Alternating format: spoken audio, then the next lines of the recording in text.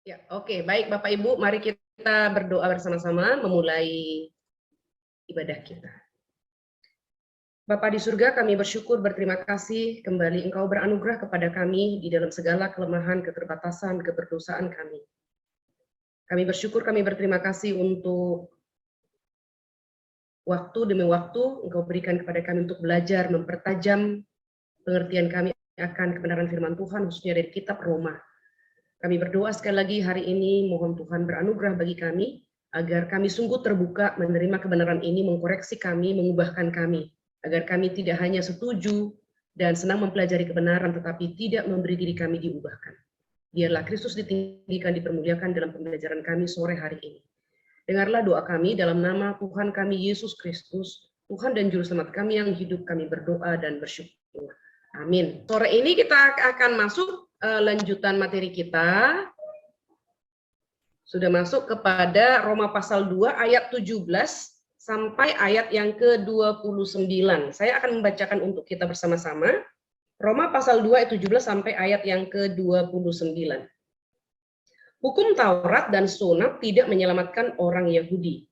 Tetapi jika kamu menyebut dirimu orang Yahudi dan bersandar kepada hukum Taurat, bermegah di dalam Allah dan tahu akan kehendaknya, dan oleh karena diajar dalam hukum Taurat, dapat tahu mana yang baik dan mana yang tidak, dan yakin bahwa engkau adalah penuntun orang buta dan terang bagi mereka yang di dalam kegelapan, pendidik orang bodoh, pengajar orang yang belum dewasa, karena dalam hukum Taurat engkau memiliki kegenapan segala kepandaian dalam kebenaran. Jadi, bagaimanakah engkau yang mengajar orang lain? Tidakkah engkau mengajar dirimu sendiri? Engkau yang mengajar, jangan pencuri. Mengapa engkau sendiri mencuri? Engkau yang berkata, jangan berzina. Mengapa engkau sendiri berzina? Engkau yang jijik akan segala berhala, mengapa engkau sendiri merampok rumah berhala? Engkau bermegah atas hukum Taurat, mengapa engkau sendiri menghina Allah dengan melanggar hukum Taurat itu? Seperti ada tertulis, sebab oleh karena kamulah nama Allah dihujat di antara bangsa-bangsa lain. Sunat memang ada gunanya jika engkau menaati hukum Taurat, tetapi jika engkau melanggar hukum Taurat, maka sunatmu tidak ada lagi gunanya. Jadi, jika orang yang tak bersunat memperhatikan tuntutan-tuntutan hukum Taurat, tidakkah ia dianggap sama dengan orang yang telah bersunat? Jika demikian, maka orang yang tidak bersunat tetapi yang melakukan hukum Taurat akan menghakimi kamu yang mempunyai hukum tertulis dan sunat, tetapi yang melanggar hukum Taurat.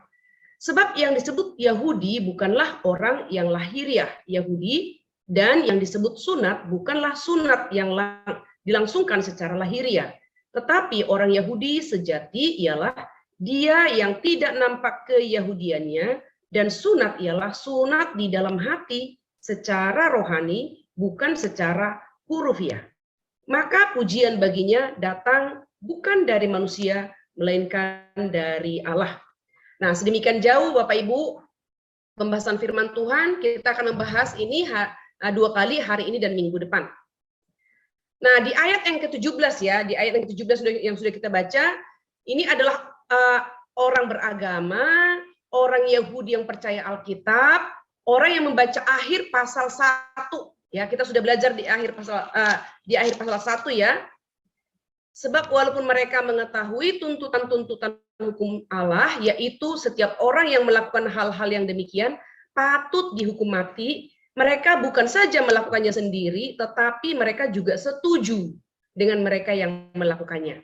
Nah, jadi orang-orang ini, baik orang beragama, orang Yahudi, orang orang Kristen begitu ya, langsung bicara aja, mereka bisa berpikir, saya tidak seperti orang-orang ini.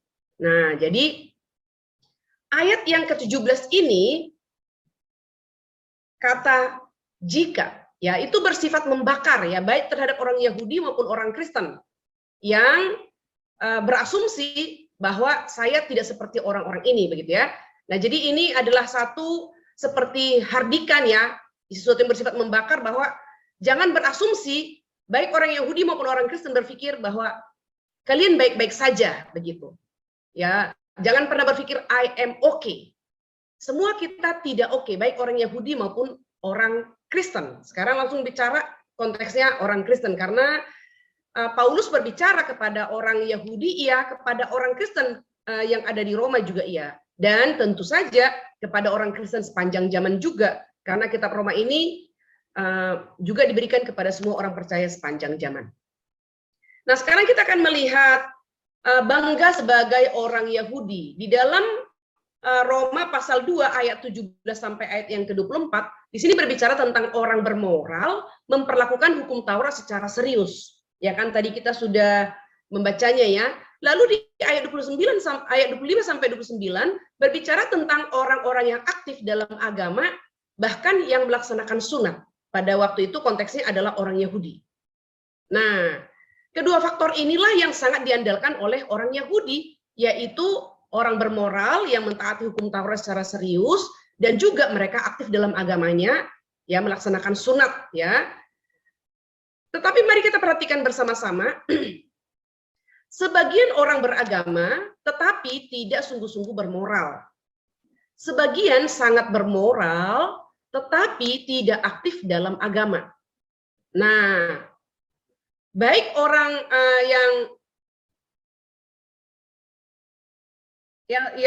yang pertama, ya, kelompok yang pertama tidak sungguh-sungguh beragama tapi tidak sungguh-sungguh bermoral, maupun ya sangat bermoral tapi tidak sungguh-sungguh aktif dalam agama, dikatakan Rasul Paulus bahwa orang Yahudi termasuk dalam keduanya, ya.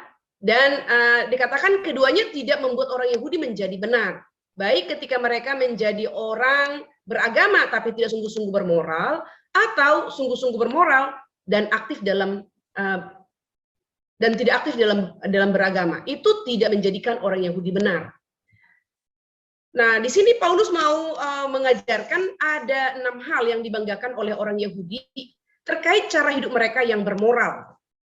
Yang pertama di ayat yang ke-17, yaitu kamu menyebut dirimu orang Yahudi. Nah, jadi orang-orang Yahudi mereka sangat bangga akan keyahudiannya, ya, karena itu yang dicatat ya di dalam Alkitab, mereka keturunan Abraham misalnya, mereka begitu bangga dengan keyahudian mereka ya, secara kebangsaan, bangsa Yahudi.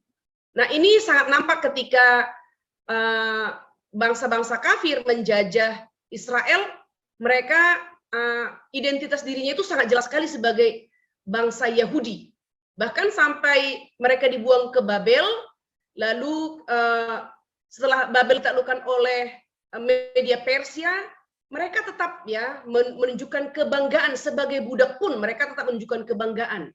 Nah, memang salah satu kesetiaan mereka juga ya, kesetiaan mereka juga ada sekelompok orang tentunya yang tetap setia di dalam keagamaan mereka, yang sangat aktif dalam keagamaan mereka. Dan itu juga menunjukkan perbedaan mereka ya sebagai orang yang percaya kepada Allah yang esa. Yang kedua masih di ayat ke-7, kebanggaan orang Yahudi adalah mereka bersandar pada hukum Taurat. Jadi mereka begitu bangga memiliki hukum Taurat karena saat itu adalah ya sebelum Injil diberikan kepada bangsa-bangsa, benar-benar memang hanya orang Israel, hanya orang Yahudi, bangsa Yahudi saja yang memiliki hukum Tuhan. Karena memang Tuhan memanggil mereka untuk menjadi satu bangsa yang dikuduskan bagi Tuhan, dan kepada mereka diberikan hukum Taurat melalui Musa. Dan bagi mereka itu adalah menunjukkan satu keistimewaan mereka yang membedakan mereka dari bangsa-bangsa lain. Dan itu memang menunjukkan satu kebanggaan, satu perbedaan, dan memang ada menjadi satu pemikiran yang salah bahwa bagi mereka bangsa-bangsa lain itu adalah bangsa ya second, mereka adalah bangsa yang paling utama, kurang lebih begitu.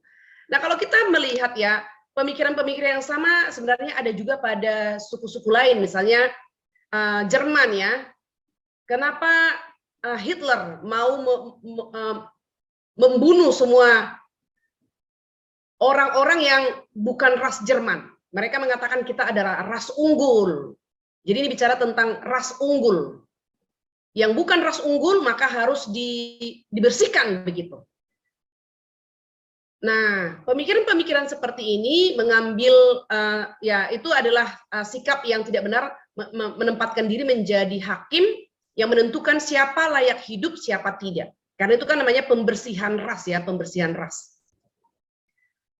Nah, jadi ini bangsa Israel atau ya orang Yahudi ini mereka jadi membanggakan diri sebagai orang Yahudi juga ketika mereka memiliki hukum Taurat. Tetapi kita tahu bahwa orang Yahudi itu memiliki hukum Taurat, mereka memperkembangkan dari 10 hukum misalnya menjadi 612. Lalu mereka begitu berat yang memikul kuk. Oleh karena tuntutan itu semakin diperbanyak, maka mereka semakin dibatasi, padahal itu tidak sesuai dengan apa yang Tuhan kehendaki. Yang ketiga, kebanggaan sebagai orang Yahudi adalah bermegah di dalam Allah. Jadi mereka memang dipilih ya dari Mesir, mereka dibawa oleh Allah, dan Allah sendiri mengatakan bahwa mereka dibebaskan untuk menjadi umat bagi Tuhan. Jadi mereka, kalau dikatakan mereka umat pilihan, dalam hal ini bangsa yang dipilih ya, bukan umat pilihan yang untuk diselamatkan, umat yang mutlak akan diselamatkan kalau berbicara tentang eskatologi, bukan. Jadi ini adalah memang umat yang dipilih bagi Allah. Yang dipilih dalam arti dikhususkan bagi Allah, tetapi kaitannya adalah untuk menggenapkan rencana keselamatan yang telah diberikan oleh Allah kepada Adam dan Hawa di Kejadian pasal 3 ayat 15. Dan janji itu diberikan kepada Abraham. Nah, bangsa Yahudi ini keturunan Abraham, dan dari bangsa Yahudi inilah dilahirkan Mesias. Nah, jadi memang mereka dikhususkan untuk penggenapan itu. Ayat yang ke-18 ini adalah poin yang keempat, tahu akan kehendaknya dan dapat tahu mana yang baik, mana yang tidak. Mampu membuat keputusan etis yang benar, bisa melihat orang lain yang sedang berbuat salah, membandingkan dengan diri mereka sendiri. Nah, jadi di sini juga ketika mereka memiliki hukum, mereka juga memiliki pengetahuan jadinya ya, bisa membuat keputusan yang etis ya, yang benar, dan bisa juga melihat orang lain yang berbuat salah dan seterusnya. Nah, itu sebabnya ketika mereka melihat pemungut cukai ya, ketika Roma menaklukkan Israel, lalu Roma memberlakukan cukai dan mereka merekrut orang Yahudi untuk menjadi pekerja cukai, maka mereka mengatakan bahwa orang Yahudi yang menjadi pegawai orang Roma, menjadi pemungut cukai adalah pendosa. Maka di dalam Injil langsung diberitahukan untuk mengajarkan kepada kita bagaimana orang Yahudi suka membandingkan diri mereka di hadapan Tuhan dengan orang lain. Maka ketika dikatakan orang Farisi masuk ke dalam bait Allah dan juga pemungut cukai, dia sangat berani sekali maju ke depan dan dia mengatakan, aku tidak seperti dia. Aku bersyukur aku tidak aku bersyukur karena aku laki-laki, aku bukan perempuan. Aku bersyukur karena aku bukan seperti dia, pemungut cukai, orang berdosa. Nah, jadi apa yang menjadi pengetahuan mereka, maksudnya kekuatan mereka sekaligus kelemahannya. Dan ini juga yang perlu kita ketahui, Bapak Ibu. Di mana kita kuat, sering sekali di situ kelemahan kita. Kalau kita memiliki hati yang penuh cinta kasih, tanpa bijaksana Tuhan, cinta kasih kita itu bisa menjadi luber. Cinta kasih kita itu bisa tidak tepat sasaran, jadi kurang bijaksana di dalam pengimplementasian sehari-hari begitu. Nah, maka kita harus lebih berhati-hati. Kalau kita sudah sadar apa kekuatan kita, harus benar-benar minta kepada Tuhan agar Tuhan menolong kita dalam kekuatan kita, sehingga kita tidak salah dalam menggunakan kekuatan kita. Tetapi juga jangan sampai kita juga ya harus lebih berbijaksana sehingga kita tidak dimanfaatkan oleh orang lain dan merugikan kerajaan Allah. Nah, tentu saja ya mungkin ada lebih baiknya kalau lebih baik orang lain memanfaatkan kita daripada kita memanfaatkan orang lain, begitu kan? Karena sekali lagi kita bicara tentang motivasi hati kita yang paling dalam. Jangan sampai kita sudah belajar kebenaran, sudah terus diingatkan tentang motivasi, dan kita masih terus ya mematikan hati nurani, dan kita masih memanfaatkan orang lain, ya, dan ada di sana unsur kepentingan pribadi kita misalnya. Ayat yang ke-18 masih dilanjutkan, diajar dalam hukum Taurat. Jadi orang Yahudi tidak hanya memiliki hukum Taurat, tapi mereka menguasainya. Ada istilah pada orang Yahudi itu namanya anak Taurat, ya, namanya bar mizvah. Anak Taurat itu berarti usia 12 tahun. Ketika mereka usia 12 tahun, mereka akan diuji oleh para ahli agama Yahudi, ya, anak-anak usia 12 tahun ini, mereka akan diuji, mereka bisa menghafal Taurat, mereka bisa menafsirkan Taurat itu, Bapak Ibu. Mereka bisa menguraikannya. Nah, ketika mereka mampu sesuai dengan syarat yang ditentukan di dalam ajaran agama Yahudi, anak-anak usia 12 tahun itu ketika mereka dapat menghafalnya, dapat menguasainya, dapat menginterpretasikannya dengan benar, maka mereka disahkan dan ditahbiskan menjadi anak bermizbah, anak Taurat. Dan itu yang menjadi pertanda mereka sudah menjadi dewasa. Jadi orang Yahudi itu dewasanya itu bukan 17 tahun, tapi 12 setelah mereka disahkan menjadi anak bermizbah. Nah, jadi ini menjadi kebanggaan mereka juga, ya. Dan memang keunggulan mereka juga, ya. Orang Yahudi itu harusnya mereka tidak ada buta huruf, karena dari usia 5 tahun mulai mereka bisa bicara, gitu ya, mulai bisa bicara, mereka langsung dilatih menghafal Taurat. Mulai bisa membaca, yang dibaca pertama adalah Taurat. Nah, itu sebabnya orang-orang Yahudi sangat cerdas sekali, karena mereka dilatih, ya, itu menjadi tradisi, menjadi agama di mana anak-anak kecil itu dilatih menghafal, dilatih membaca, dilatih menginterpretasi ayat demi ayat. Yang keenam, yakin bahwa engkau adalah penuntun orang buta. Nah, di sini kita lihat mereka tahu kalau mereka bisa melihat dan orang lain tidak dapat melihat karena mereka sesat, ya, mati buta secara rohani, ya, tersesat dalam penyembahan berhala, sehingga mereka menyebar pengetahuan tentang hukum Taurat. Nah, jadi di sini kita lihat 6 hal kebanggaan orang Yahudi, ya, yang dikupas oleh Paulus dari ayat 17 sampai ayat yang ke-19. Sekali lagi, di dalam keunggulan ini mereka menjadi bangga, dan itu menjadi kelemahan mereka, karena mereka merasa lebih baik daripada bangsa lain. Dan Paulus mau menegur sebenarnya bahwa ya, mereka boleh saja sangat kuat di dalam keagamaan itu, tapi belum tentu mereka bermoral. Mereka bermoral, tapi belum tentu mereka kuat di dalam agama. Tadi sudah disampaikan di awal, ya. Nah, ayat yang ke-17, kata bersandar, ya. Di sini dikatakan, tetapi jika kamu menyebut dirimu orang Yahudi dan bersandar kepada hukum Taurat, bersandar, bermegah. Nah, ini menjadi salah bila menjadi sikap mereka terhadap kebangsaan dan moralitas mereka. Jadi bersandar kepada hukum Taurat sangat baik sekali, ya, bermegah dalam Allah. Itu sangat baik sekali. Tapi ini akan menjadi salah di hadapan Allah tentunya jika itu menjadi sikap mereka terhadap kebangsaan, terhadap moralitas mereka. Jadi kalau mereka sudah mentaati seremonial mereka, tata ibadah mereka, lalu mereka menegakkan jasa di hadapan Tuhan, itu menjadi salah. Jadi mereka seolah-olah menganggap kalau mereka sudah mentaati seluruh seremonialnya mereka, maka mereka layak di hadapan Tuhan. Nah, itu yang salah. Jadi mereka bersandar dan membuat moralitas menjadi sistem keselamatan. Ini yang sangat bahaya, dan ini juga bisa jatuh pada kita. Kalau kita rajin pelayanan, begitu giat mengabarkan Injil Tuhan, kita bisa jatuh kepada ya, prestasi rohani kita.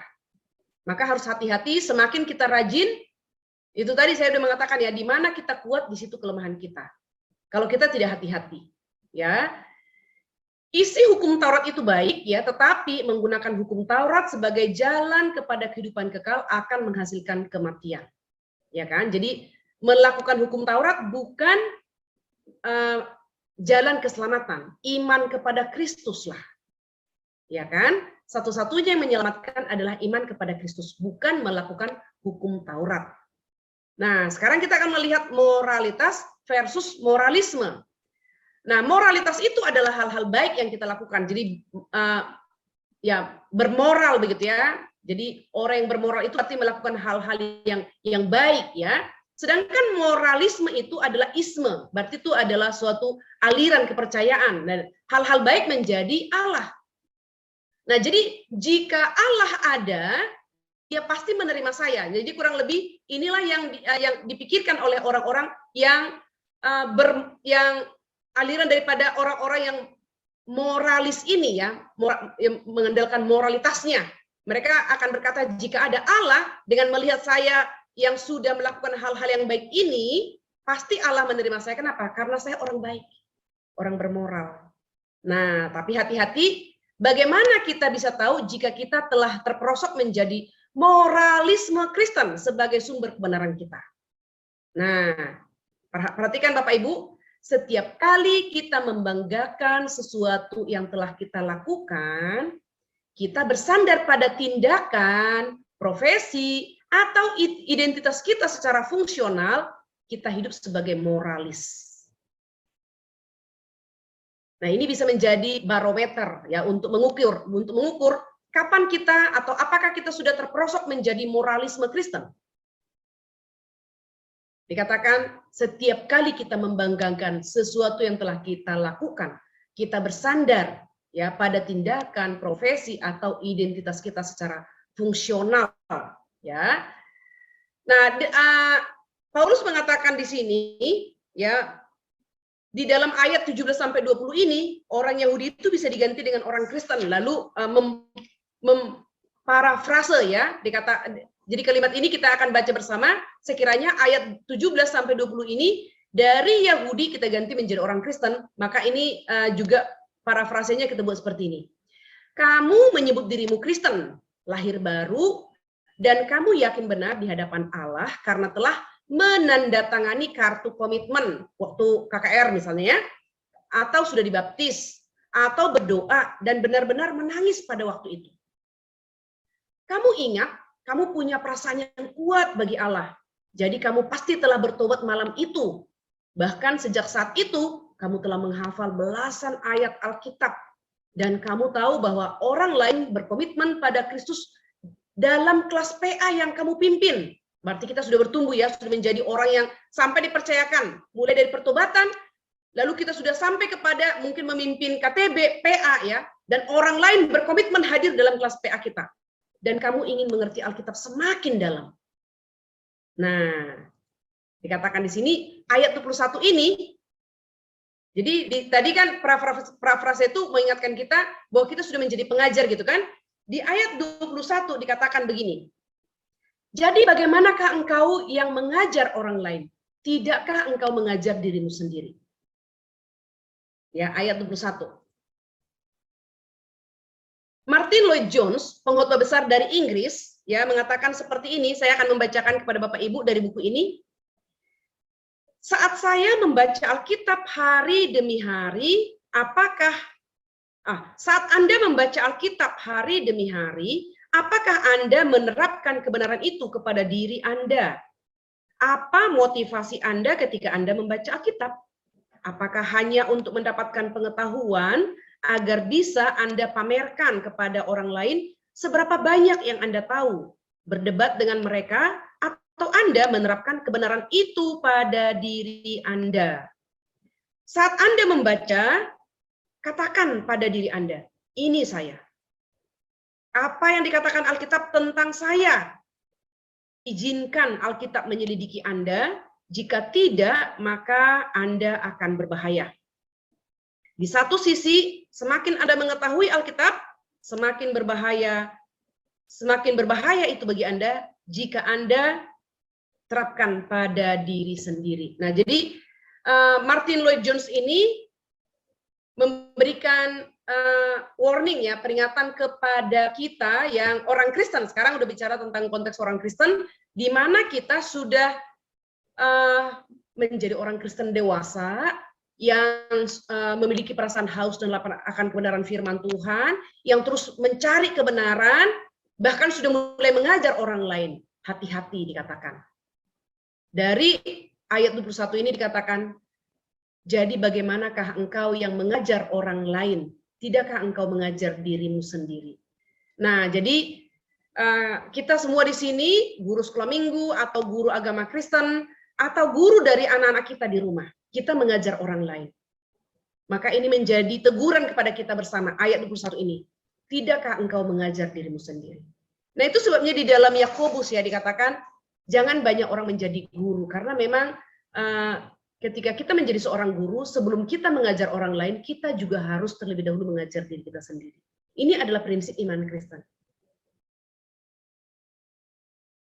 Semakin jauh kita berjalan dalam kehidupan Kristen, semakin kita terlibat dalam kehidupan gereja. Betul ya? Jadi semakin kita banyak berkecimpung dalam pelayanan kecil, pelayanan sedang, pelayanan besar, bahkan mungkin sampai pengurus, bahkan ya kalau kita awam ya, tetapi kalau menjadi hamba Tuhan, dari hamba Tuhan junior menjadi senior, dari asisten gembala menjadi gembala, nah kurang lebih begitu ya, kita akan semakin luas ya, pelayanan semakin luas. Hati-hati di situ kita akan semakin banyak mengajar orang lain, dan apakah kita tetap mengajar diri sendiri. Nah, sekarang kita akan masuk kepada poin mempraktikkan apa yang Anda khotbahkan. Nah, mempraktikkan apa yang Anda khotbahkan. Sebelum berkhotbah kepada orang lain, berkhotbah pada diri sendiri dulu. Ya, sebelum minta orang lain mempraktekkannya, kita praktekkan terlebih dahulu. Nah, maka guru sekolah minggu dalam kelas persiapan, ya kan, kita harus menuntut diri untuk benar-benar mempersiapkan diri dengan baik, ya. Apalagi kelas persiapan itu bersama-sama, misalnya rekan kita ada mempresentasikan, kita juga ada mempresentasikan. Jangan sampai rekan guru sekolah minggu kita mempresentasikan dengan sangat baik, lalu kita terberkati begitu ya. Ada banyak hal yang bisa kita dapatkan dari persiapan rekan kita, tapi kita tidak mempersiapkan apapun sehingga tidak ada yang bisa didapat oleh rekan kita dari kita. Nah, ini hati-hati Bapak Ibu. Kita harus belajar mulai dari kelas persiapan mempersiapkan diri dengan baik dan menggumulkannya tentunya, sehingga kita juga memberi diri kita diajar oleh firman Tuhan itu terlebih dahulu Bapak Ibu. Jadi kelas persiapan manfaatnya sangat baik sekali. Sebelum kelas persiapan, ya kita terlebih dahulu belajar self study. Waktu kita self study, kita mengajar diri kita sendiri. Lalu masuk ke tahap yang berikutnya, kelas persiapan. Kita saling mengajar satu yang lain dengan rekan guru. Baru masuk tahap kepada pengajaran kepada anak kecil. Nah, seharusnya dengan lapisan ini, self study, lalu saling mengajar dalam kelas persiapan, lalu mengajar anak, tentunya pengajaran kita kepada anak-anak akan menjadi pengajaran yang berkualitas, pengajaran yang berkuasa. Kenapa? Karena apa yang kita ajarkan sudah kita self study, sudah kita gumulkan, sudah kita ajar pada diri kita sendiri, dan juga sudah kita praktikkan terlebih dahulu. Maka apapun yang sudah kita pelajari dan kita praktekkan, maka kita memiliki kuasa, memiliki otoritas untuk memerintahkan anak-anak, mari bersama-sama dengan saya. Nah, kan begitu ya? Mari kita bersama-sama. Itu akan menjadi ajakan yang powerful, ajakan yang penuh kuasa, jika kita sudah menggumulkan kebenaran itu, jika kita sudah mempraktikkan kebenaran itu dalam kehidupan kita. Dan anak-anak akan merasakan, Bapak Ibu. Akan merasakan. Jadi, dua guru yang mengajarkan hal yang sama, yang satu hanya mengajarkan pengetahuan, tapi tidak pernah pengetahuan itu mengajar dia, pengetahuan itu membentuk dia, pengetahuan itu mengubah dia. Sedangkan guru yang satu, pengetahuan yang diajarkan itu, ya pengetahuan akan kebenaran yang diajarkan itu telah membentuk dia, telah mengubah dia, telah menguduskan dia. Ketika mereka menyampaikan itu, ya sama-sama ya, maka guru yang kedua itu akan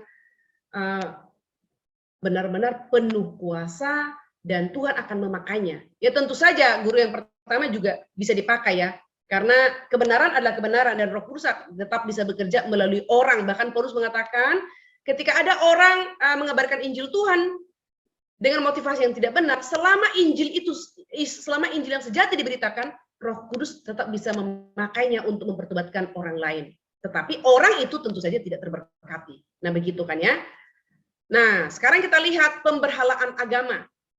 Ya, pemberhalaan agama, Paulus menyebutkan 3 cara di mana orang Yahudi bermoral yang percaya diri dan menjadi fokus pembicaraannya, ya.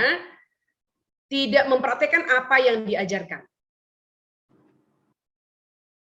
Kita akan melihat yang pertama di sini mencuri, ya orang tersebut dikatakan mencuri, berzina, membenci berhala. Jadi 3 kata ini yang dikatakan oleh Rasul Paulus, ya. Orang Yahudi yang bermoral, yang percaya diri dan yang menjadi fokus pembicaraannya tidak mempraktekkan apa yang diajarkan. Ayat yang ke-21. Jadi bagaimanakah engkau yang mengajar orang lain? Tidakkah engkau mengajar dirimu sendiri? Engkau yang mengajar, jangan mencuri. Mengapa engkau sendiri mencuri? Ya kan? Jadi mengajar tapi tidak mempraktekannya. Berikutnya, engkau ayat yang ke-22.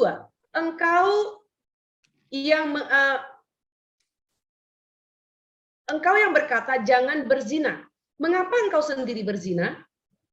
Engkau yang jijik akan segala berhala, mengapa engkau sendiri merampok rumah berhala? Nah, jadi mengajar jelas-jelas ya Rasul Paulus mengatakan di sini, kamu berkata jangan mencuri, engkau mencuri. Engkau berkata jangan berzina, engkau berzina.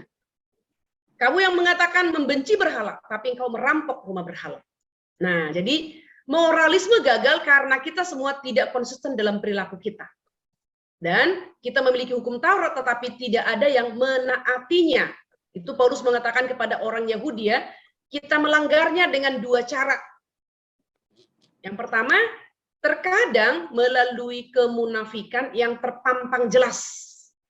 Nah, inilah cara baik orang Yahudi maupun orang Kristen melanggar hukum Taurat yang sudah kita miliki. Ya, tentu kita tidak perlu menutupi ya masalah berzina ini. Pendeta besar bisa berzina nggak? Bisa.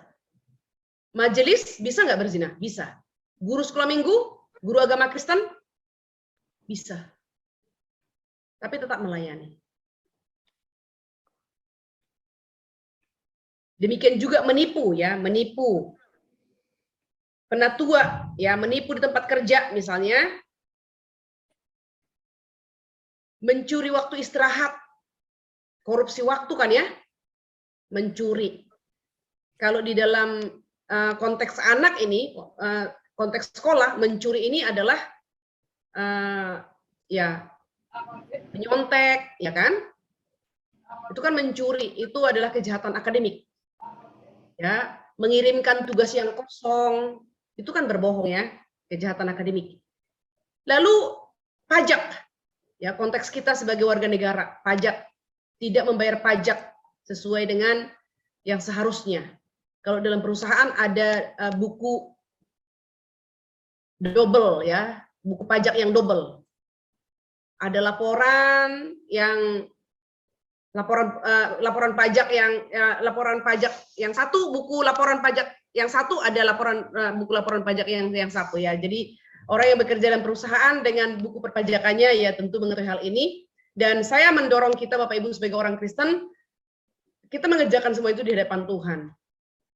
Ya walaupun mungkin pemerintah kita belum bisa mengelola pajak itu dengan baik, itu urusan pemerintah. Tapi urusan kita adalah bayarlah pajak sesuai dengan apa yang menjadi kewajiban kita. Ya, dan kita bersyukur ya mulai pemerintahan Pak Jokowi pajak itu sudah mulai dikelola dengan baik. Itu sebabnya ya pembangunan bisa berjalan dengan baik karena apa? Itu semua kan dari pajak ya. Jadi dengan kita membayar pajak maka pembangunan pun bisa berjalan dengan baik. Yang kedua, ada dosa dalam hati dan motivasi yang terus-menerus dilakukan. Ada dosa dalam hati. Nah, ayat yang ke-22 ya, ayat yang ke-22 di sini dikatakan engkau jijik akan segala berhala, mengapa engkau sendiri merampok rumah berhala? Ya, jadi inilah yang mungkin dimaksudkan oleh Paulus dalam tuduhan yang ketiganya. Jijik terhadap segala berhala, tetapi merampok rumah berhala. Nah, jadi ini Timothy Keller ini memberikan satu contoh di sini. Orang Yahudi mengambil patung dari rumah berhala, lalu menjualnya kepada orang lain. Meskipun mereka tidak menyembahnya, tapi mereka telah mengambil manfaat dari situ. Ya kan? Jadi di pasal 1 ayat 1 dikatakan di situ, kamu menyetujui orang yang melakukannya. Jadi orang lain yang menyembah dewa-dewa, menyembah patung-patung, kita tidak menyembahnya, tapi kita menyetujuinya dengan kita menjualnya kepada orang lain. Nah, jadi hati-hati ya Bapak Ibu. Teguran, jadi kita harus selalu melihat ya kepada pasal 1 ayat yang terakhir itu. Kita menyetujui orang lain dengan sikap kita. Berarti kita turut serta di dalamnya. Sama seperti pornografi juga. Orang menjual majalah pornografi. Dia tidak terlibat dalam pornografi, tapi menjual majalah pornografi misalnya. Berarti dia ada di dalam dosa yang sama. Karena dia menyetujuinya. Kalau dia menjual lalu mendapatkan keuntungan dari situ, berarti kan menyetujui. Jadi sangat baik sekali ya kita belajar kitab Roma ini mulai dari pasal 1 ayat yang terakhir itu. Kita tidak menyetujui, tapi kita tidak melakukannya, tapi kita menyetujui dengan tindakan kita. Dan ini bisa kita tarik kepada hal lain dalam kehidupan kita dan konteks masing-masing. Kita tidak melakukan, tapi kita menyetujui dengan tindakan atau sikap kita. Nah, istilah yang tepat adalah merampok rumah berhala, sifatnya metafora ya. Jadi pendekatan Paulus di sini dengan mengatakan merampok rumah berhala, ini adalah pendekatan yang radikal yang sama seperti yang dilakukan oleh Tuhan Yesus ya. Mari kita membuka bersama-sama dalam Matius pasal yang kelima. Matius pasal yang kelima ayat 21 sampai ayat yang ke-48, kita tidak akan membaca semuanya, tapi kita akan melihat langsung pasal 5 ini, pasal 5 ayat 21 sampai 48. Ini bicara tentang kamu telah mendengar dan yang difirmankan kepada nenek moyang kita, jangan membunuh. Siapa membunuh harus dihukum mati dan seterusnya. Langsung masuk ke ayat 28. Ayat 28. Tetapi aku berkata kepadamu, setiap orang yang memandang perempuan serta menginginkannya sudah berzina dengan dia di dalam hatinya. Nah, jadi di sini Paulus mau memberitahukan kepada kita, Yesus memperluas definisi berzina dari eksternal ke motivasi hati. Eksternal itu kan melihat ya, sampai ke motivasi hati. Sama. Jadi apa yang dilakukan oleh Paulus ini disamakan secara radikal ya, apa yang telah dilakukan oleh Tuhan Yesus. Kamu melihat dan kamu mengingininya. Jadi dari eksternal ke motivasi hati. Itu sudah sama. Jadi kamu tidak menyetujuinya, tapi kamu menjual ya barang-barang, benda-benda yang disembah oleh orang kafir misalnya. Merchandise ya. Jadi ya, berarti kita harus lebih hati-hati dalam berdagang pun, apa yang kita dagangkan itu pun harus hati-hati. Ya kan, contoh, misalnya menjual rokok. Kita tidak setuju dengan orang merokok. Karena apa? Kita tahu itu merusak kesehatan. Tapi kita menjualnya. Nah, sekarang kita bisa mengerti ya Bapak Ibu, ternyata kita tidak boleh hanya menjual saja walaupun tidak terlibat. Masalah pekerjaan pun kita harus tetap selektif apa yang harus kita lakukan yang bermanfaat dan membangun kemanusiaan, mempermuliakan Tuhan tentunya. Dan Paulus di sini mengatakan agama yang sejati bicara tentang motivasi hati juga tindakan tubuh. Jadi berikutnya motivasi hati tidak bisa lepas ya, tidak bisa lepas daripada tindakan. Memuja berhala lebih daripada sekedar tindakan fisik. Ya, kita menolak tunduk pada sebuah patung, tetapi kita memuja berhala yang sama yang ada di balik patung itu. Jika kita mengizinkan apapun yang lain menjadi makna hidup kita, misalnya kuasa, tahta ya, kenyamanan, penerimaan, harta, kesenangan, kendali ya, kontrol. Kita masih bisa tambahkan terus ini, maka kita menyembah berhala.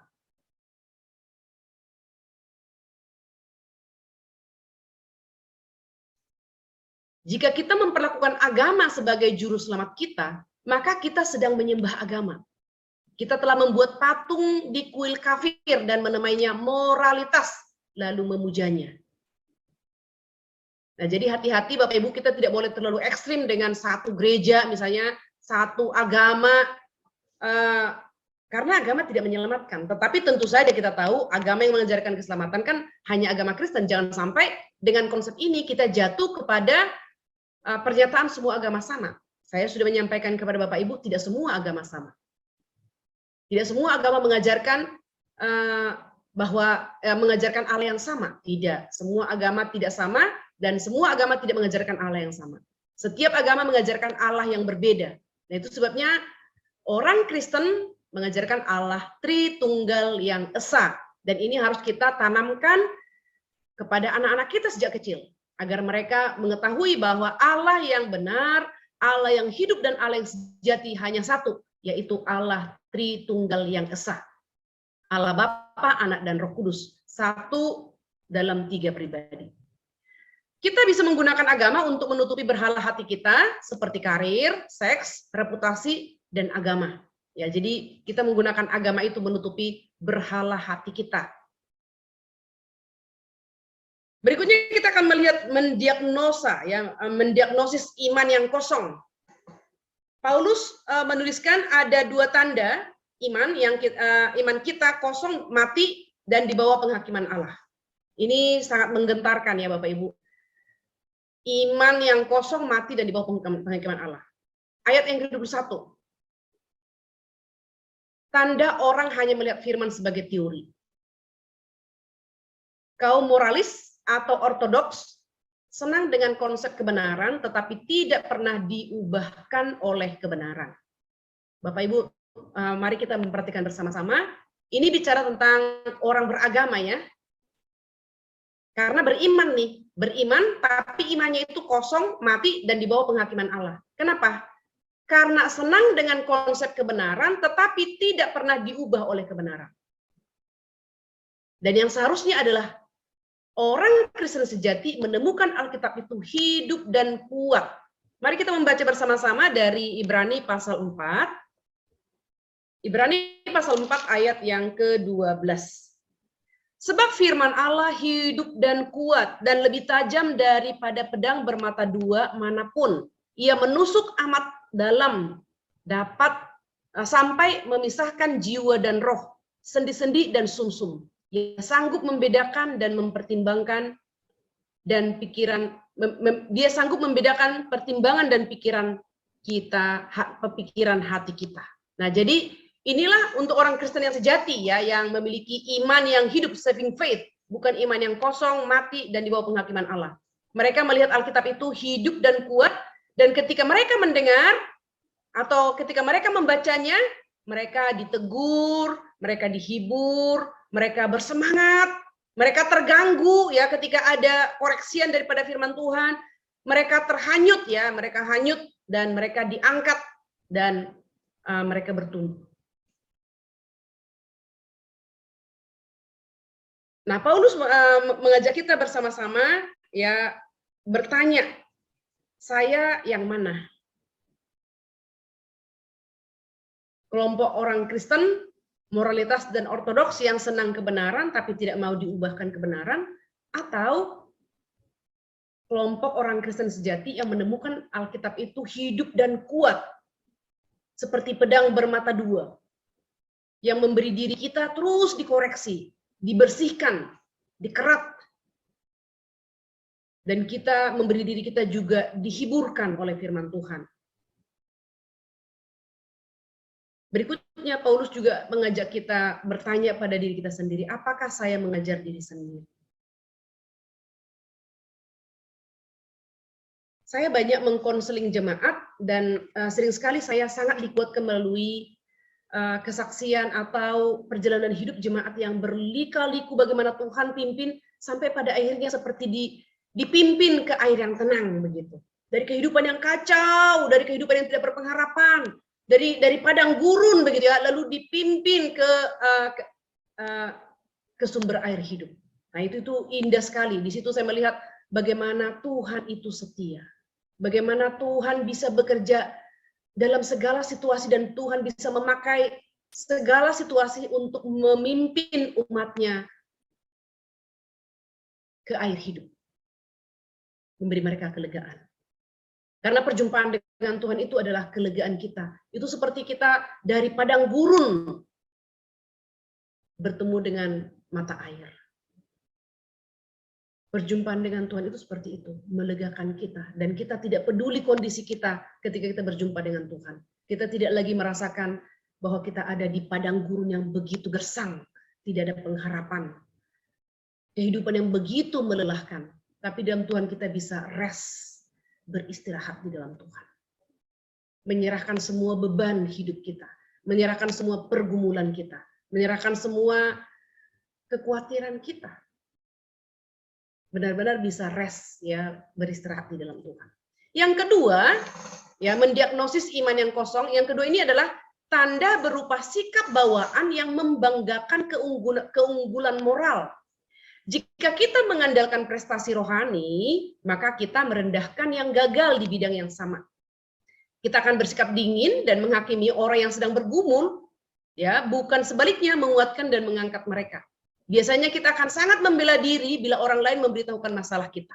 Nah, jadi hati-hati Bapak Ibu, jangan sampai kita tanpa sadar atau mungkin juga sadar membanggakan keunggulan moral. Karena kalau kita membanggakan keunggulan moral, kita akan mengcomparing, membandingkan diri kita dengan orang lain, dan kita bisa jatuh, ya, merendahkan orang yang gagal. Ketika kita sukses dalam kerohanian, maka kita akan merendahkan orang yang gagal di bidang yang sama. Sekali lagi, biarlah kita boleh terus menyadari, kalaupun kita bisa menang hari ini, itu anugerah Tuhan, besok kita tetap membutuhkan anugerah Tuhan. Karena menang hari ini tidak menjadi jaminan menang besok. Hanya anugerah Tuhan yang menopang kita, sehingga kita bisa menang hari demi hari. Bahkan ketika hari ini pun kita jatuh, besok kita bisa menang kalau kita berlari kepada Tuhan. Memanggil nama Tuhan, mencari wajah Tuhan. Dan jika kita jatuh dalam dosa, kita mengakui dosa kita, bertobat dan minta pengampunan. Nah, sekarang kita akan masuk kepada diskusi, ya, dan yang perlu kita renungkan. Yang pertama, apa yang Anda andalkan agar Anda mendapatkan penerimaan, keyakinan, dan tujuan dalam hidup ini? Yang kedua, bagaimana Anda mempraktikkan apa yang Anda khotbahkan? Apakah ada bagian-bagian dari hidup Anda di mana Anda masih gagal? Bagaimana Anda akan berubah? Ya. Dan yang ketiga, apa hasil yang Anda dapatkan dari diagnosis diri di atas? Amin. Mari kita berdoa bersama-sama. Bapa di surga, kami sungguh bersyukur, berterima kasih hari ini kami boleh mendapatkan pengajaran, teguran sebagai seorang Kristen dewasa, bagaimana kami seharusnya belajar firman Tuhan dan mempraktekannya dalam kehidupan kami.